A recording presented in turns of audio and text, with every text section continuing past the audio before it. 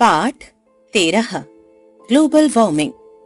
Australia में जनवरी 2018 गर्मी के बढ़ते प्रकोप और अमेरिका में -73 डिग्री के स्तर पर पहुंची ठंड ने लोगों को बहुत कुछ सोचने पर विवश किया है।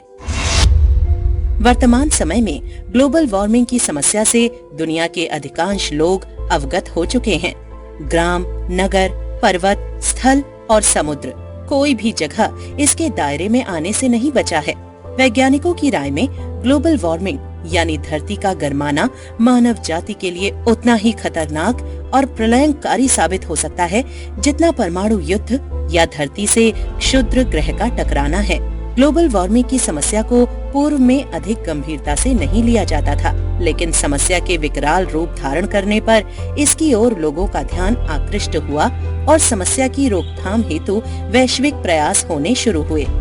धरती का बढ़ता तापमान पूरी दुनिया में जबरदस्त कहर ढा रहा है। अपना देश भारत भी ग्लोबल वार्मिंग की चपेट में है।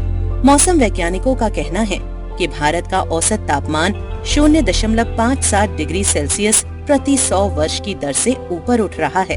चिंता की बात यह है कि यह दर लगातार बढ़ती ही जा रही है। एनवायरमेंटल रिसर्च लेटर्स की एक रिपोर्ट के अनुसार अगर दुनिया ग्लोबल वार्मिंग को लेकर नहीं संभली तो वर्ष 2070 तक वेट बल्ब तापमान, गर्मी और उमस में बेतहाशा वृद्धि होगी। इससे दुनिया का सबसे सेहतमंद व्यक्ति भी महज 6 घंटे जी सकेगा। किसी व्यक्ति के जिंदा रहने के लिए ये आवश्यक है कि वेट बल्ब तापमान 35 डिग्री सेल्सियस से अधिक न हो, लेकिन 2070 आते आते इसकी फ्रीक्वेंसी 100 से 250 गुना बढ़ जाएगी, जबकि सिंधु, गंगा और उत्तर भारत के तटीय इलाकों में वेट बल्ब तापमान साल में औसतन एक बार में ही 31 डिग्री सेल्सियस पहुंचता है। वेट बल्ब तापमान के 35 डिग्री तक पहुंचने के कारण भारत, चीन, अमेरिका, पश्चिमी Africa, Vietnam, Bangladesh, Myanmar, Thailand, Philippines और मध्य पूर्व के कई देशों को नुकसान होगा। मुंबई और कोलकाता के अधिकांश हिस्से समुद्र में डूब जाएंगे। तेजी से बढ़ते ग्लोबल वार्मिंग का असर साफ दिखने लगा है। ध्रुवीय क्षेत्र में तेजी से बढ़ते तापमान को इसका मुख्य कारण माना जा रहा है। द इंडिपेंडेंट की रिपोर्ट के अनुसार 1 जून 2016 तक आर्कटिक समुद्र के सिर्फ 1.11 करोड़ वर्ग किलोमीटर में ही बर्फ बची है, जबकि पिछले 30 साल का औसत करीब 1.27 करोड़ वर्ग किलोमीटर था। आर्कटिक से बर्फ खत्म होने से वैश्विक तापमान में वृद्धि होगी और जलवायु में अचानक बदलाव आ जाएगा। इससे पूर्व करीब 1 लाख वर्ष पहले अंतिम बार आर्कटिक से बर्फ गायब हो गई थी। धरती का तापमान बढ़ने के जिम्मेदार हम स्वयं हैं। भौतिक सुख सुविधा के साधनों को जुटाने के लिए ऊर्जा के स्रोतों का अत्यधिक प्रयोग हो रहा है। इससे वायुमंडल में कार्बन डाइऑक्साइड, जलवाष्प, नाइट्रस ऑक्साइड आदि की मात्रा इतनी बढ़ चुकी है कि यह धरती पर आने वाली सूर्य की गर्मी को बाहर नहीं जाने देती। इसे वैज्ञानिक हरित गृह प्रभाव, ग्रीन हाउस इफेक्ट कहते हैं। पृथ्वी के गर्माने की मुख्य वजह यही है। भविष्य में जलवायु परिवर्तन यानी तापमान के उतार चढ़ाव का अनुमान लगाने के लिए संयुक्त राष्ट्र संघ (यूएनओ) ने वर्ष 1988 में एक वैज्ञानिक दल का गठन किया था। Inter government panel on climate change (IPCC) नाम से गठित इस पैनल के अनुसार वर्ष 1987 की सर्दी में पृथ्वी के औसत तापमान में आधा डिग्री सेल्सियस की वृद्धि हुई और 1990 का दशक मौसम के हिसाब से इतिहास का सबसे गर्म दशक बना। पिछले 20 वर्षों में वायुमंडल, सागर, वन्य जीवन, पर्वत, जंगल और खेतों से जुड़े तमाम पर्यावरणीय आंकड़ों की जांच पड़ताल से यह निष्कर्ष सामने आया कि पृथ्वी का तापमान बढ़ने से कम 420 भौतिक प्रक्रियाओं पर बुरा असर पड़ा है। इसके आकलन से ज्ञात हुआ है कि 2100 ईस्वी तक पृथ्वी के औसत तापमान में 1.4 से 5.8 डिग्री सेल्सियस तक की खतरनाक वृद्धि हो सकती है। अनियमित मौसम और बढ़ती गर्मी के कारण पहाड़ों की चोटियों और ध्रुवों पर जमी बर्फ तेजी से पिघल रही है। विशेषकर ग्लेशियरों का आकार बड़ी तेजी से सिकुड़ता जा रहा है। अंटार्कटिका में बर्फ पिघलने का मौसम पिछले 3 दशकों में 3 सप्ताह से भी अधिक बढ़ गया है। 1940 से बैकॉल झील का तापमान बढ़ना शुरू हो गया। पूर्व साइबेरिया की प्रसिद्ध बैकाल झील वर्ष 1869 की तुलना में 2000 में अब जमने में 18 दिन की देरी करने लगी है। वेनेजुएला में 1972 में पहाड़ों की चोटियों पर 6 ग्लेशियर मौजूद थे, जबकि अब केवल 5 ही बचे हैं। ग्रीनलैंड में ग्लोबल वार्मिंग के कारण 400 खरब टन अतिरिक्त बर्फ हर साल पिघलती है। यह पहले के आकलन से 7% ज्यादा है। दुनिया भर की बर्फ पिघलने से सागरों का जल स्तर लगातार ऊपर उठता जा रहा है।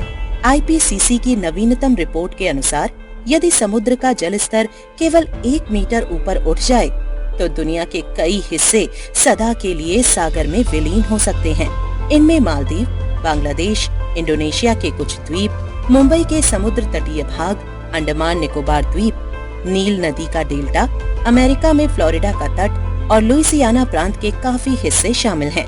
ग्लेशियर पिघलने से पृथ्वी की जलवायु को भी गंभीर खतरा पहुंच सकता है, क्योंकि पृथ्वी पर मौसमी चक्र बनाए रखने में सागरों और ग्लेशियरों की महत्वपूर्ण भूमिका होती है। ग्लेशियर पिघलने से पहले तो नदियों में बाढ़ आएगी, तदुपरांत ये नदियां हमेशा के लिए सूख जाएंगी। इसका कृषि के साथ ही नदियों के तट पर बसे नगरों के जनजीवन और व्यवसाय पर गहरा असर पड़ेगा। ग्लोबल वार्मिंग की भयावहता को वर्णित करने का तात्पर्य यह कदापि नहीं है कि इस संभावित प्रलय से बचने के सभी मार्ग बंद हो चुके हैं। धरती पर तापमान वृद्धि के मुख्य दोषी कार्बन डाइऑक्साइड को वायुमंडल में सोखने की कई तरकीबें हैं। पेड़ पौधों को गैस सोखने का सबसे सशक्त माध्यम माना जाता है। मात्र 1 हेक्टेयर पर लगे जंगली पेड़ प्रत्येक वर्ष 13.6 टन कार्बन डाइऑक्साइड श्वास द्वारा सोख सकते हैं। इसी तरह यदि खेतों में जुताई न करके जैविक कृषि तकनीक अपनाई जाए तो प्रत्येक वर्ष 1 हेक्टेयर कृषि से 2.7 टन कार्बन डाइऑक्साइड वायु में घुलने से बच सकती है। सबसे अधिक कार्बन डाइऑक्साइड ऊर्जा के परंपरागत साधनों लकड़ी, कोयला, गैस, पेट्रोल, डीजल आदि के प्रयोग से उत्पन्न होती है। अतः ऊर्जा के अपरंपरागत साधनों पवन चक्की और सौर ऊर्जा का प्रयोग बढ़ाए बिना हम ग्लोबल वार्मिंग की समस्या से निजात नहीं पा सकते। जलवायु परिवर्तन पर अंकुश लगाने के लिए अब तक कई अंतर्राष्ट्रीय समझौते और संधियां हुई हैं। 1997 में संपन्न क्योटो संधि इनमें सबसे महत्वपूर्ण है। क्योटो संधि में विशेष रूप से कार्बन डाइऑक्साइड के निस्सरण पर अंकुश के तमाम प्रावधान मौजूद हैं। ऐतिहासिक पेरिस जलवायु समझौते को संयुक्त राष्ट्र संघ में औपचारिक रूप से भारत ने 2 अक्टूबर 2016 को अपनी स्वीकृति प्रदान कर दी। 4 नवंबर 2016 से अंतर्राष्ट्रीय पेरिस जलवायु समझौता आधिकारिक रूप से लागू हो गया। पेरिस जलवायु समझौता पहला समझौता है जो ग्लोबल वार्मिंग कम करने के लिए दुनिया के अमीर और गरीब सभी देशों पर लागू होता है। प्रति व्यक्ति 20 टन कार्बन उत्सर्जन के साथ अमेरिका पहले और चीन दूसरे स्थान पर है। ग्रीन हाउस गैस उत्सर्जन में भारत की हिस्सेदारी 4.1% है और यह 10वें स्थान पर है। वर्ष 2030 तक हर देश को ग्रीन हाउस गैस उत्सर्जन में 30% की कटौती संबंधी उपाय करने हैं। कार्बन उत्सर्जित करने वाले उत्पादों पर कर बढ़ाकर ये देश उत्सर्जन को कम कर सकते हैं। पेरिस जलवायु समझौते का उद्देश्य वैश्विक तापमान में वृद्धि दर को 2% से नीचे लाकर 1.5 डिग्री की वृद्धि तक सीमित करने का है। आवश्यकता है वैश्विक स्तर पर एकजुट होकर बिना किसी भेदभाव के इस समस्या का निदान ढूंढने की। पर्यावरण भविष्य का सुरक्षा कवच है, इसलिए इसकी रक्षा में ही हमारी सुरक्षा निहित है।